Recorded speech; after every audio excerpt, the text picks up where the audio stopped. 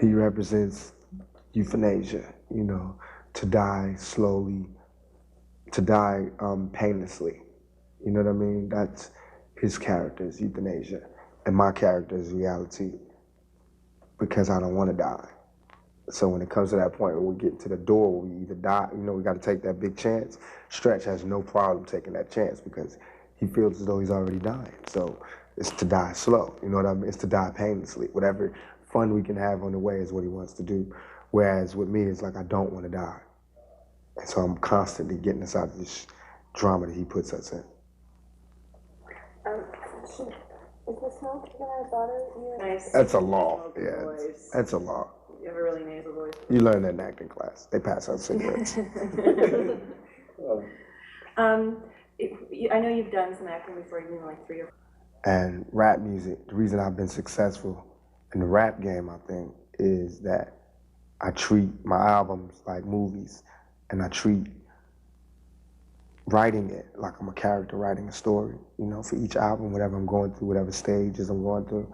And I do it vividly with vivid pictures, with action and description and a beginning, middle, and an end, and conflict and, you know, redemption and things like that. So I feel like I've always been an actor, and acting is my first love. I went to school of performing arts. I studied. I wanted to be an actor. But due to the poverty and the natural circumstances that stopped me, like being poor and homeless and all of that, I never got a chance to leisurely study acting with great teachers and, you know, fine-tune my craft. What I did do, though, was throw myself into the streets and learn as many experiences as I could. So now that I have the opportunity now to relax, exhale, and actually work on the craft, I have so many things to draw from, and it makes it where I'm comfortable now with this, where I wasn't doing those other movies. It was just like a hobby.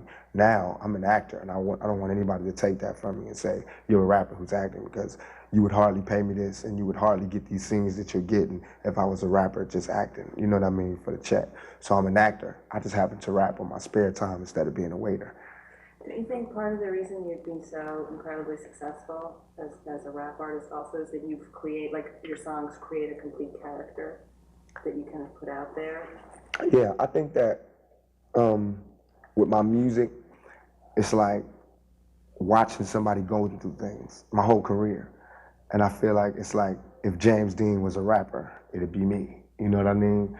Or if Marilyn Monroe was a rapper, it'd be me. The person who you can just watch go through crazy drama and just, you know, you could either cry, laugh, cheer, or whatever, but it's not happening to you, it's happening to them. And I'll tell you vividly, because I don't know that you're not supposed to tell people everything that happens in your life, so I just tell them. And that's what I think has made me successful, if anything. And now has it become kind of like larger, you know, Bondi was talking about like being with you on the set and reading the papers that you're out like doing something. Yeah, and I'll be right there. Yeah, it is that. And that's what's, I guess, that's what's frustrating and aggravating, that I can't live down this big shadow that I made to protect myself. Because it started out as just being, I need to get an alter ego to keep people away from me and to protect myself, which everybody does. You know, like when somebody breaks into your house and you know he's in the house, you wouldn't go in your real voice, excuse me, are you breaking in my house? You would go, hey, what you doing in my house? It's the same thing that I do, you know what I mean? If you're out in the wilderness and I'm just one sheep by myself, I wouldn't go, I want to say my next song, it's called, I would go, you know, woo, fuck the world, you know what I mean? And that's worked, you know what I mean? And not that it's like a total facade, it's me, but it's just blown up. And what the media does is, if you ever want to see anger, just, he's the best actor in the world, and he'll show it to you. So that's what they do, and make it look like I'm just any guy in America when I'm an actor who's just playing this part so well that I look very angry. You know, not that I'm such a great actor, but anger is easy. Everybody gets mad. Everybody's frustrated, and everybody is fed up. So it's not a very hard part to play. You know. No, you created like something that was like, yeah, too good, because now they're now they're using it. I mean, I've made Bob Dole and Dolores Tucker into household names, you know, along with some of the other rappers. And I've made a lot of people, I made politicians, you know, figure out what it is they do for a living, you know what I mean? And that's good in a way, but it's bad in a lot of ways. We always wanted to spark debate. We always wanted to be noticed, but never wanted it to be this way. Where now, all we've been shouting about all this time is better laws and more respect, and all this shouting, all this is doing now is getting laws changed so that we can't shout about it no more. And we get less respect anyway. So it's frustrating to see this demon that not only the media has created, but I've taken responsibility for helping to create that. But it's just like any full-blooded all-American guy.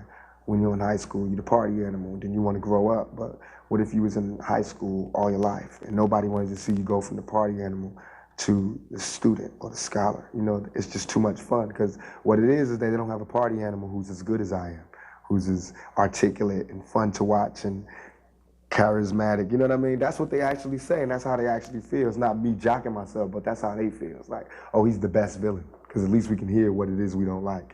He's saying it clear. But if you thought about it, I'm hardly the villain. I'm hardly the one you should be scared of.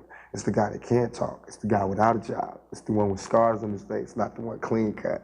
You know what I mean? You should be worried about a lot of other things, but not me. Trouble. I mean, and I feel like if you walk by a street and you was walking on concrete and you saw a rose growing out of concrete, even if it had messed up petals and it was a little, you know, to the side, you would marvel at just seeing a rose grow through concrete. So why is it that when you see some ghetto kid grow out of all of the dirtiest circumstances, and he can talk and he can sit across from you, make you smile, make you cry, make you laugh, all you can talk about is my dirty rose, my dirty stems, and how I'm leaning crooked to the side. You can't even see that I came up out of that shit. And that's exactly the analogy that it is for me. You know what I mean? That is beautiful analogy. What are you doing right now? Well, I'm approaching the 6 million mark on my album. All Eyes on Me. I'm working on the soundtrack for this movie. I'm working on my next project. Is a group called The Outlaws. Just my little cousins and little badass kids that I got in school and promised I'll put a project out for. After that, I have a girl from London named Shell, whose song is gonna be in the project, who sings, and I'm gonna produce her album and break the barrier on what Tupac can do. And started a production company, working on some movies of my own, and just want to push forward. Do you? I think we have to go. Oh, do we have to break one? Sure. Do you want to just talk about the soundtrack for this movie and what you're doing on it? Well, Death Row's gonna do the soundtrack. We got Nate Dogg doing his beautiful song called Never Leave Me Alone, singing with Snoop Dogg rapping on it. Snoop has given me a song called Street Life. It's him rapping. I do a guest appearance. It's the bomb. It got this reggae guy chanting on it. And then we got Shell with Borrowed Time, straight out of London. I flew out here, got the song. We have Damien's wife doing the song, one of the producers. Everything But the Girl. A lot of things. Like now, it's like everything's stuck on. We're doing a lot of covers, like old songs done over. Danny Boy's gonna do Change Gonna Come. 6 Feet is doing a song called Consider Me. It's one of the best songs ever made. I'm glad to be a part of it. They always talk about misogynists and all of that. These guys are doing a song about a guy talking about, you know, why do women always want the guys with money and the guys that are rude to them? Why don't they ever want like the pudgy guy who stays at home that'll teach a kid how to play basketball and stuff like that? So it's a good soundtrack. It's diverse, as diverse as the cast. Guarantee you to shake. And we're doing it like Volume 1 and Volume 2. Volume 1 is the soundtrack for the movie. Volume 2 is just all like the atmosphere for the streets. It's all like the rap and the R&B and the thugs. And then Volume 1 is like the mix of everything. Great, cool.